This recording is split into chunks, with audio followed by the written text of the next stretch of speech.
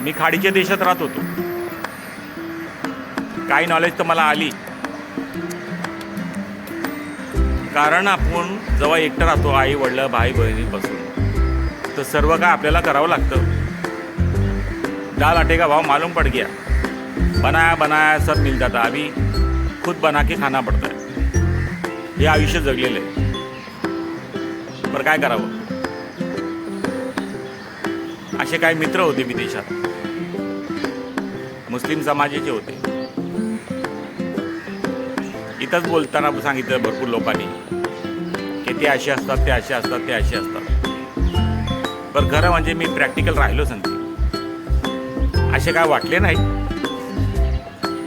उलट ते मदतगार होते.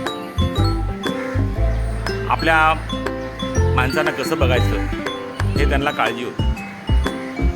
कुर्ल्याचे होते, काही मुंबऱ्याचे होते, अनओळखीचे होते, पण आपल्याला बघत होते मनापासून. खाणं पिणं राहणं सगळं बघत होतं. काही दिवस राहिलं, ते रोज आपल्या धर्माच्या विषयी आपसात बोलत होते. तर इस्लाम धर्म कसा आहे ते मला कळालं. जियो और जीने दो हे त्यांचा शब्द होता.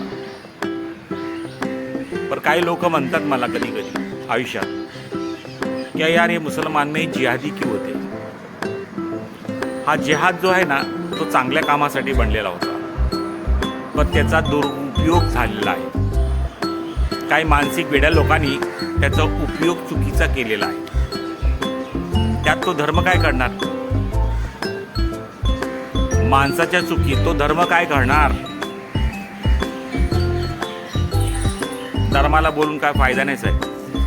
त्या माणसाला बोला, त्यांनी चुकीचा उपयोग केला म्हणून. मानसिक वेडे आहेत, आपण काय करावं त्याला. पण चांगली गोष्ट नाही आहे.